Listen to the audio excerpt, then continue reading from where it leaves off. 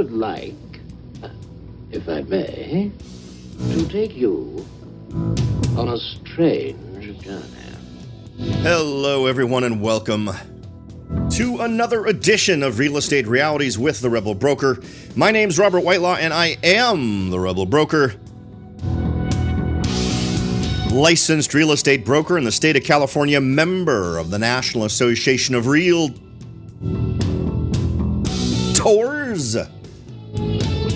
But please, don't hold that against me.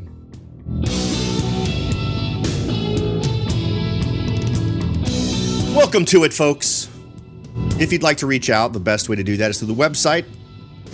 And if you're so motivated, head on over there at therebelbroker.com. Click on Contact in the menu bar and send along any ideas, suggestions, observations, or questions that you might have. And I'll be happy to respond. While you're there, you can also take a minute to throw your hat in the ring to win a $50 Amazon gift card. How do you do it? You simply take the survey. You find the red button at the top of the page titled Take the Survey to Support the Show.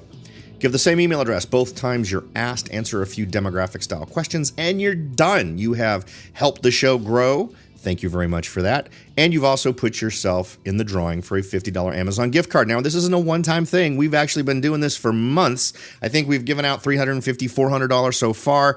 We will be doing it again at the end of this week. So this Friday at 5 p.m. Pacific time, I'll be doing another drawing. So if you want to get in there before the deadline to potentially win that $50 gift card in May, you're going to want to do it before that time on Friday. Good luck to everyone who jumps in and does me the great favor of taking the demographic survey, and congratulations to all those who've already won.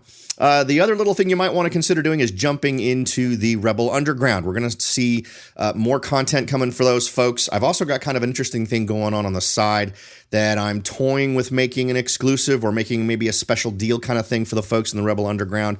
I'll share more information on that as I get closer to that being a real thing. Sometimes I find myself just spitballing with you guys when we're here chatting about different things, because every once in a while one of you will bring up something I brought up and go, well, whatever happened to that? So I'm going to wait until things are a little bit more firm on some of those types of things. But in any event, if you'd like to join the Rebel Underground, you can text the word Rebel Broker to the number 44222 on your cell phone. That's text the word Rebel Broker to the number 44222. You'll be prompted, so you'll know that you've reached out to the right folks. They'll ask for a piece of information. Just provide it. You're all set to go. Or you can go to the website, therebelbroker.com. Go to the show notes. There'll be a red button in the show notes that says, click here to join the Rebel Underground, and then you're all set. Not an update on the remodel today. I want to thank those who responded to my question on whether they thought I should go with going ahead and going to the expense of adding stainless steel to the oven and the dishwasher. So far, the votes have been leaning more towards yes, do the stainless steel. I'm not sure I'm going to leave this up to a vote of everyone, but I am starting to lean that way. So, and it's a trivial thing to do, but it's just a question of math for me. Does it end up making me more than it costs me? That's really my primary interest. And the folks I've had into the kitchen have pretty unanimously told me that I don't need to upgrade it. So I don't know. We'll see. We'll see how I feel about it. This is one of those things where, unfortunately, I can't just say this equals this amount of money. I can do it in terms of how much it costs, but I can't do it in terms of what it may or may not make me. So we'll just have, maybe I'll just flip a coin at some point. Interesting though, there's other things. Maybe we can do this. Maybe we can do sort of a show about the stats for the local marketplace. For those of you who use Zillow now and then, I've had a bunch of panicked folks calling me, telling me that Zillow is now reporting my area, my zip code, Morgan Hill, is now a buyer's market. Anecdotally, we've talked about my personal search and how I'm suddenly seeing a whole lot more listings. I'm seeing more homes that are selling for below original asking price. So just anecdotally, they may be right, but I want to go get some actual solid data and do some solid research to see if that's the case. So if that is the case, my strategy may have to change.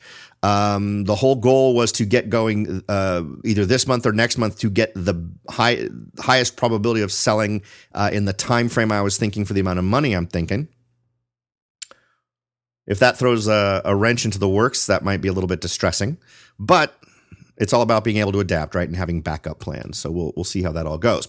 All right, so what are we talking about today? It's an interesting one because we're probably going to be approaching it from the opposite direction that the folks who put this sort of stuff together are thinking. Now, what we're talking about today are the 10 biggest comeback cities in real estate. We're basically thinking looking back through the rearview mirror at different communities that have had the highest growth in price since the lowest point.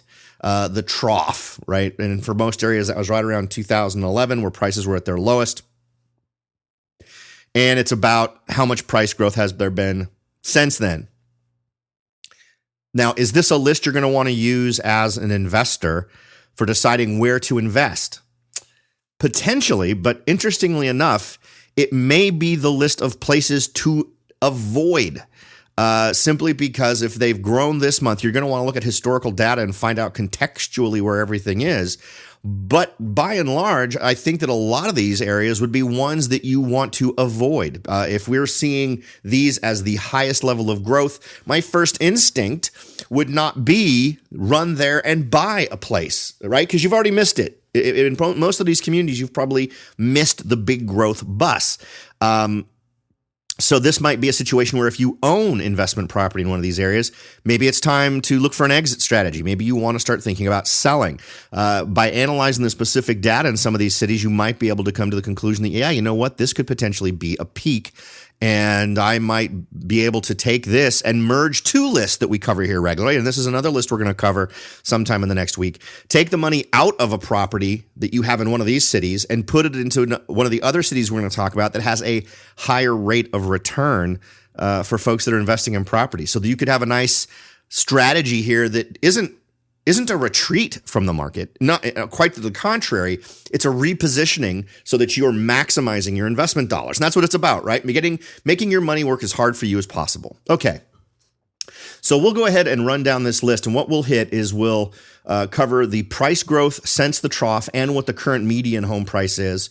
And we'll start at the bottom of this list. So let me check this out. There's going to be a lot of familiar names on here. There are cities on here I have in the past, despite lots of press about how wonderful these markets are, that they are markets you want to avoid, simply because I'm not seeing a lot of opportunities for you to get positive cash flow in a lot of these right out of the gate. It's going to. I would suggest you take it on a case by case basis, but these are definitely numbers that should indicate to you need to look real closely at this to determine whether it makes sense for you to invest. And I would argue that in most cases it's an indicator that it doesn't make sense. But also, if you already own properties, it's definitely something that should kick you into a mode of evaluating whether or not it's time to liquidate. And then what you would want to do is compare what you're currently making on a property versus what you might make on a property elsewhere. And in a lot of these areas, you'd be able to sell the property in some of these cities and buy 2 or 3 other properties from just selling that one in another one of these communities where as a return on investment number, you're making a whole lot more on those dollars and you're diversifying it so that if you have one property that you can trade for 3 that as a percentage returns you more money, it's more stable than just the sum of that percentage difference in income. Why? Because if you fail to rent the property that's super expensive for a certain period of time, that's 100% of your investment tied up, not making you money. If you're able to sell that and buy 2 other properties that as a percent of the investment make more, then you've got 2 properties. First, let's say you can buy 2 properties that make more as a percentage. You'll actually make more money. And if one property is not rented, the other one continues to make money. So you only see your income for that period of time that it's vacant cut in half instead of cut by 100%. See, so it's a good thing. Okay. The number 10 on our list is Reno, Nevada. And I can't even remember Reno, Nevada featuring on any of our lists in terms of really amazing rents or huge growth or any of those things. We do know that Reno suffers from some of the same things that Las Vegas suffers from, right? The recession really hit the gambling industry, and Reno clearly is in that mix. But it had empty casinos, vacant bank-owned homes. It was one of those areas that we talked about in terms of just a large number of foreclosed properties. According to this article, 40% of local homes were foreclosed on in 2009, and hundreds of homeless people set up an encampment downtown. The free fall of home prices didn't stop until 2011. By then, many homes had lost half the value they had in 2005. Quote, the recession made people aware that we need a diversified economy. Relying entirely on the gambling and tourism industry is not a durable strategy. That from an economics professor at University of Nevada, Reno. The new strategy they're working with is making Reno a haven for doing business, offering cheap real estate, virtually no corporate taxes, and no personal income taxes, and investing in higher education to supply more skilled workers. So those are interesting things to take into account. Has Reno succeeded in their mission of diversifying their economy? Well, if they have, great. Then this may be something that still represents a decent investment, that you're riding a wave of improvement that makes this community less vulnerable to downturns. I wouldn't bet on it, but who knows? It might be something worth looking at. So the point there being is, if you own property in Reno and you're currently renting it, I would say that there's going to be a higher level of sensitivity to market fluctuations or problems in a Reno than in a lot of other cities. So it may be time for you to consider liquidating that. Now, the post-crash price growth since 2011 in Reno has been 77%, and that puts it at number 10 on our list. The median home price in 2016 was $300,000, so a higher than the national average, but because I think the national average in 2016 was $260. So not a horrible barrier to entry, but still, it's if you're able to pay a lot less but not make more, then it doesn't make sense, right? If I'm going to take $100,000, I can invest it in a community where I'm only going to make 3%, or I can invest it in a community where I'm more likely to make 12 or 15 or 18%. So that's the smart way to go. All right, next on our list is number 9, Boise, Idaho. Another one that I don't recall being on any of our other lists. I believe it was on one list that we had in terms of activities. If I'm not mistaken, there was I don't remember if it was hiking or it was one of those evaluations we do where we were ranking communities by their attractiveness based on things to get out and do. And I believe Boise figured on that list. Now, their post-crash price growth since 2011 was 48%. That's a pretty big difference between 9 and 10, 77% versus 48%. But despite that huge growth, the median home price still remains at a below average $218,500 in Boise, Idaho. Only one sector in Boise that was holding on was the government when the downturn came. The semiconductor producer Micron Technology, once Idaho's largest private employer, slashed 2,000 jobs. Years of overbuilding in the suburbs resulted in more homes for sale than buyers, causing home prices to fall 35%. To pull itself out of the downturn, Boise poached from the tech industry to diversify its economy, marketing itself as an affordable launching pad for startups. Today, the Boise Valley is home to more than 400 tech companies, from Hewlett-Packard and startups like Gen Z, which develops agricultural technology. In terms of anecdotal news from the ground, the folks that I've talked to who are selling properties here in Silicon Valley and moving, Boise, Idaho has not been one any of them are going to. Texas has tended to be at the top of that list, with Portland and Seattle probably being the number 2 and number 3 on the list of places folks are going. Number 8 on our list, Charlotte, North Carolina. Now, what's interesting about Charlotte is Charlotte has been on quite a few of our lists. Charlotte also has Triangle Park, if I remember correctly, which does have a high-tech representation and has had a high-tech representation since the early 90s. I can remember some folks that I used to work with or that I knew back in the early 90s who ended up moving to tech firms in Charlotte, North Carolina. So there is that. Now, Charlotte saw 33% growth since their lowest point in 2009. Median sales price, again, is a very reasonable $217,600. Now, Charlotte is referred to as America's financial hub, but was also at the center of an economic slowdown in the recession. From Wells Fargo to BB&T, Charlotte's financial world was struck by massive layoffs. The unemployment rate swelled to 12% in 2009. They expanded the local economy and extending beyond the financial sector. The city's won thousands of jobs by persuading companies to relocate with the promise of tax breaks. The home appliance manufacturer Electrolux moved in its North American headquarters, and the insurance company MetLife put its retail business in Charlotte. Business and population expansion jump-started the stalled construction industry. Condos and apartments sprouted in and around downtown, including luxury buildings with pet washing stations and the HGTV-inspired kitchens, and home prices came back.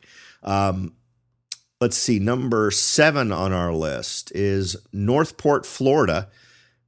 Another one that has not been on many of our lists or any of our lists. We've had so many different little cities in Florida that have shown up on our list for one reason or another, whether it was return on investment or whether it was just growth, those kinds of things.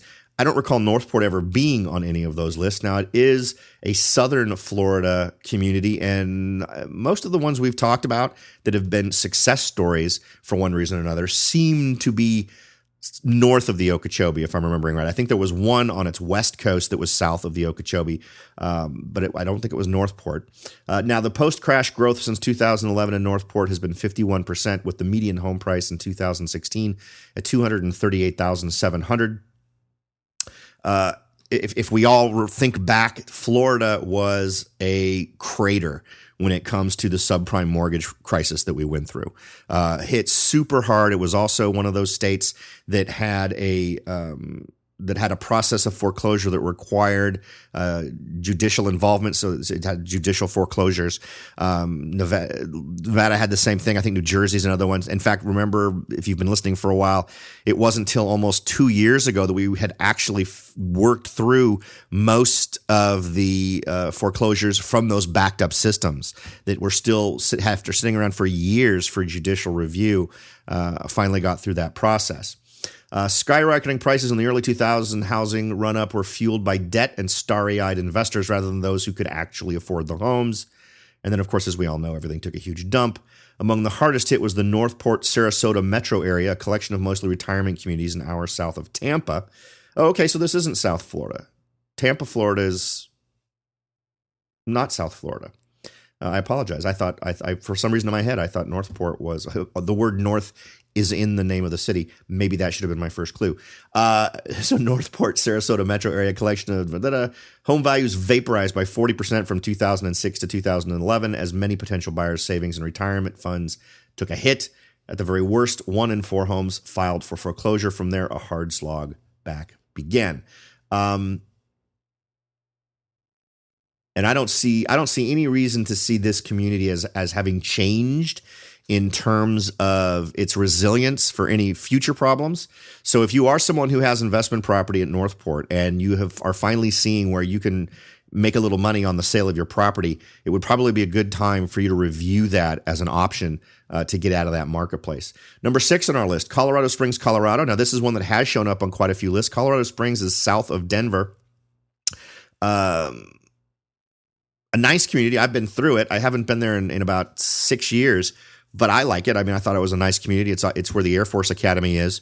And I know that it's been on the short list of an awful lot of different tech companies considering relocating, if not all of their operations, some portion of their operations there. I know that in the early 90s, Apple was considering moving their tech support organization to Colorado Springs. It was on a list, one of 3 cities they were considering, and they ended up choosing Austin. They saw a 26% growth in price since their lowest point in 2009. Colorado Springs got a new motto in the recession: do-it-yourself government. Volunteers could adopt a street light because 1/3 of the city's streetlights were turned off to save money, or adopt a trash can so that the city could afford to collect trash from parks. As city mottos go, this one left something to be desired. Household income in Colorado Springs shrank to $51,700 at the bottom of the recession, $7,200 less than its highest point in 2008. Just an hour out south of recession-proof Denver and shielded from the downturn by a booming energy sector, Colorado Springs boasted homes about 1/3 cheaper, making it a great deal for commuters. New home construction is now booming, especially in the northern part of town. So again, I think this is another one where I don't see any in the tack that they've taken. I'm not seeing a situation that grows resilience to more problems. I think at this point, it is absolutely not unreasonable to expect some kind of unpleasant financial event to occur.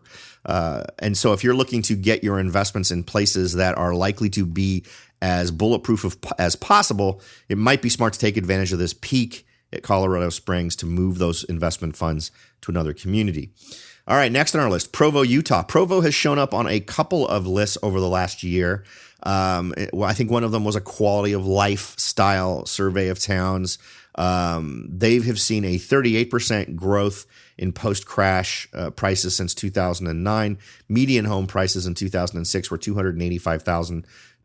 Now, Provo did benefit a little bit from its proximity to Brigham Young University, just outside Salt Lake City, but they still got hit. It couldn't save the real estate market. Unemployment was hit a lot less than some other areas. Now, it took 2 years, from 2007 to 2009, for home prices to crash 26% from their peak to the bottom. And of course, construction also left the housing market without any growth at all.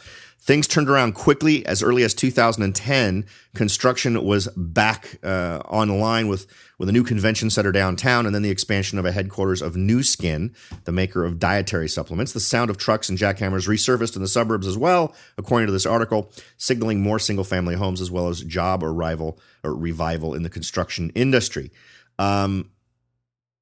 It was also, I think, on our list of millennial cities. One of the cities that's attractive to millennials, and also for first-time buyers. So this one may have some other draws to it.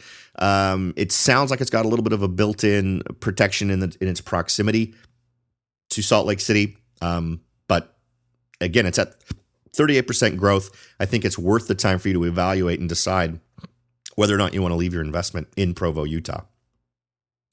Next on our list, number 4, Grand Rapids, Michigan. And we're going to go ahead and talk about Grand Rapids in just a second. But first, we're going to take a short break, and then we'll come back, talk about how much growth we've seen in these last 4 cities, and see what strategies we might be able to come up with that will be fueled by this data. So stay right where you are. We'll be right back. Are you ready to jump in and start your search for your first investment property? Maybe you've decided that it's time to own your own home, or maybe you're ready to sell your home and move on to something new. No matter what your goal is, the Rebel Broker can help. That's right. Aside from hosting this show, I am also the owner broker of Whitelaw & Sons Real Estate Services right here in Silicon Valley. With over 25 years experience serving Silicon Valley, Morgan Hill, San Martin, and Gilroy, I or one of my great agents can help you achieve your goals in real estate. So if you're ready to look into taking that next step towards achieving your real estate goals, point your browser at www.soldbyrobert.com. That's www.soldbyrobert.com and get in touch. Let me show you how I will earn your business and your respect. Again, that's www.soldbyrobert.com, or you can call me at 408-852-0525. California Bureau of Real Estate ID 00984-909. Hello, everyone, and welcome back. We're running down our list of the top 10 biggest comeback cities in United States real estate. We stopped off at number 4, Grand Rapids, Michigan. Their post-crash price growth since 2011 has been 30%. Median home price in 2016 is $162,500. So a relatively low barrier to entry. You know, and just, boy, when you've got something, and this may sound nuts. I mean, I realize I'm in a marketplace where the average home is $800,000, $900,000. So it's kind of nuts. But when I see prices like that, man, I tell you, if you can find areas that are just the best areas to have an investment property, and I'm imagining that if you take a step up in a place like Grand Rapids, that if you go into properties where desirability is elevated, you're probably spending what? $200,000 and $210 right in that ballpark. I really have no idea. I haven't looked at Grand Rapids at all.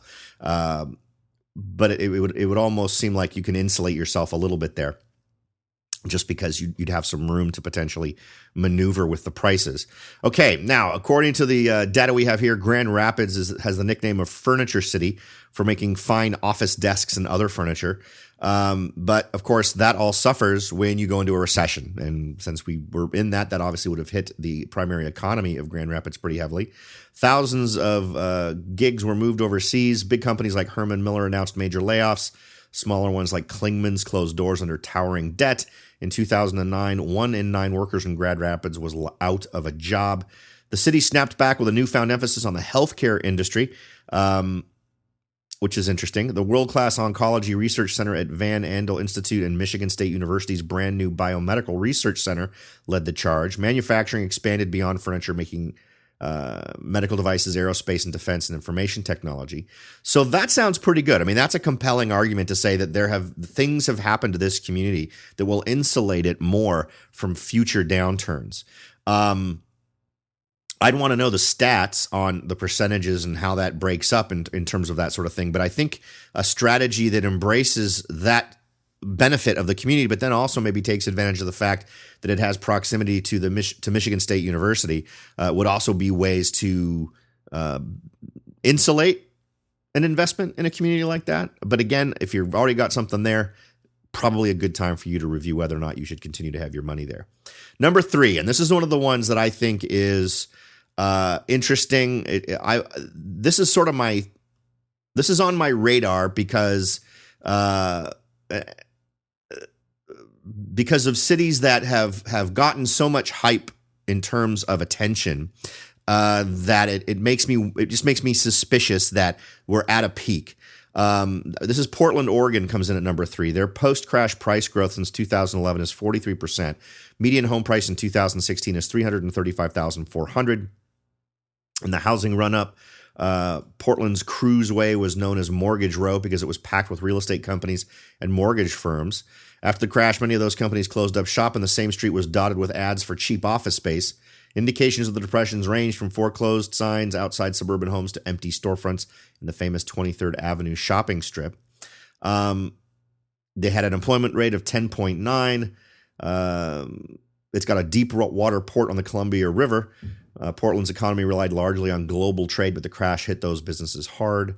The good news was that people never stopped moving there. Since 1990s, people have been lured by the city's tolerant, offbeat, bicycle-powered lifestyle and the great outdoors. That's one place I remember Portland from in terms of some of the lifestyle articles we've talked about in the past. This is another one of those towns that tends to draw millennials. High-tech companies spearheaded the recovery there. Young firms like Puppet Labs and Jama Software grew rapidly after the recession. That I can attest to. I've absolutely, in fact, I know there are, I have a client who is a high-tech guy who one of the engineers he works with, believe it or not, actually lives in Portland and flies down to San Jose once a month for meetings, but he works as a programmer the rest of his time from his home in Portland.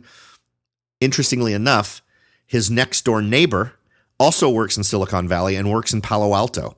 So Portland is definitely one of those cities that has if even if businesses aren't there for whatever reason, there are plenty of people working remotely there that do work in high tech. I think that to a large degree, you'd need to analyze what kind of a benefit that would represent to you as an investor. That doesn't feel like people are renting a home in Portland and then commuting to San Jose scenario. That feels like people are leaving the Bay Area because prices are insane. They're buying a great home in Portland and then they are commuting back down to San Jose or to Silicon Valley or to Palo Alto, wherever they're going, in that weird exchange. Now, I don't know how big of a trend that is. I don't know how worth your time it is, but it sounds like an interesting way that at least the housing market itself may be insulated, where you've got people who aren't even tied to local businesses. And again, it would totally depend on how big of a splash that phenomenon makes. It also introduces some interesting suggestions as far as if you're someone renting a property in some of these areas where folks don't live there, but they actually commute some crazy distance, and figuring out where the dominant or the predominant area is that they're commuting to, and considering advertising in those areas to draw people to what you're supplying. If I was looking at strategies for Portland, given that trend where it would probably be softer on the rental side, and it would be a math equation for you to figure out what deals you could find in Portland make sense. If the math works, great, rent it. But if not, it sounds like it might be more of an opportunity to flip rather than rent, if that's something you're interested in doing. As we mentioned, they had a 10.9% unemployment rate. High-tech companies came in, competitive wages. 2017 Portland Metro has the nation's fastest growing economy, according to the real estate firm HFF. So, get a good feeling for what's fueling that growth and see if you can't figure out whether or not it's something that might resist a potential downturn. All right, now we're getting into my local area. I find it interesting that the top 2 cities are right in my backyard. Now, number 2 on this list is San Francisco. The post-crash price growth since 2011 is 53%. Median home prices in 2016 are $754,500. I know that the last time I looked at San Francisco, the city of San Francisco, the average home price was not $754,500. It was $1.2 million. And I can recall at some point in 2016 us chatting about the impossibility of making some investments in San Francisco work because it was $1.1 million was the average price. So I'm not sure about there must be some specific categorization of the properties they're looking at. Maybe they're only looking at single-family residential homes. Maybe they're only looking at condos, only looking at townhomes.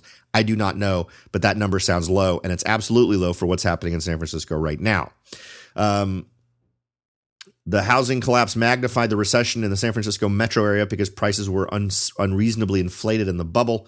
This was one big bubble. At the lowest point in 2011, home prices slipped to $493,100, down 30% from the peak in 2007. Now, I can also let you guys know that I came across specific properties in my area that had seen more than a 50% drop in value between what it had originally sold for, or what it had last sold for, and then what it sold for at the bottom of the downturn. I've talked about local properties here that I can recall selling to clients for $320,000 that now would sell for $700,000. And this, we're not talking a decade ago. We are talking 2012. 2013, I think, was the last one where I had someone that buy at that low point. The job market cratered here. Unemployment rate surged to 9.9% in 2010. A lot of retail got hit. Macy's eliminated a lot of jobs in San Francisco.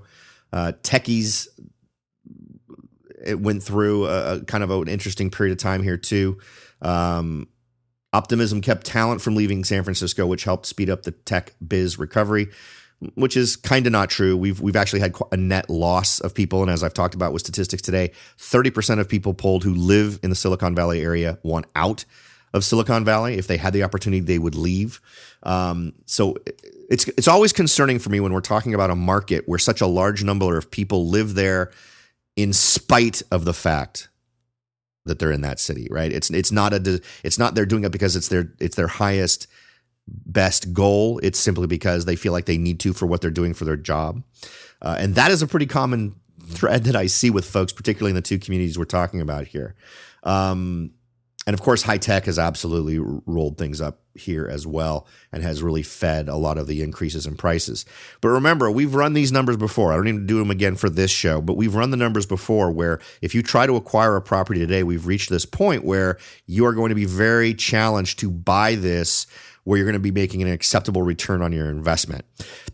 Can you make it positive cash flow? Yeah, but you need to put more down than 20%. And you can hope to ride not only positive cash flow from rent on that, but then also appreciation. But the question needs to be, where do we stand with appreciation?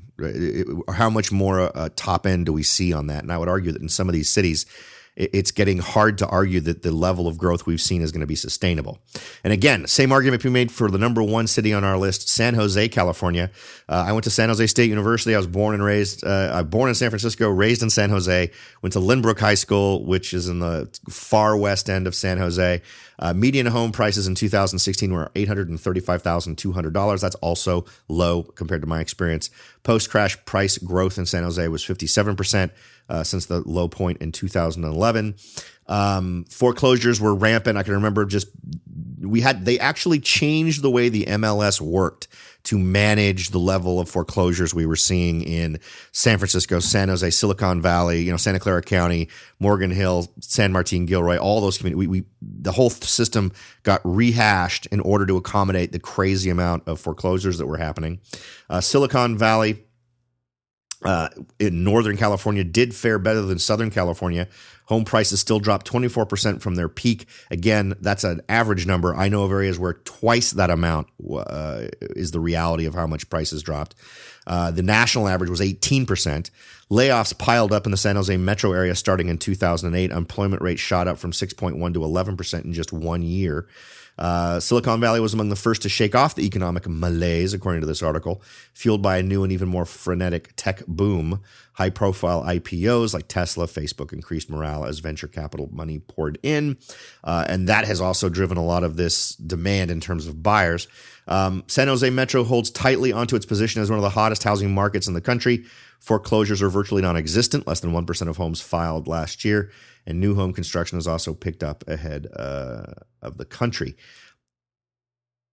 And I would argue that's not necessarily a true thing. I keep track of what new home construction is going on throughout all of Santa Clara County, and most of the construction that we're seeing is multi-unit, so apartment style. So we'll see how that goes. I think these are all, as I said, not indicators that you would want to look at and say, you know what, this is where I want to buy next. There's a couple on here that I think are interesting.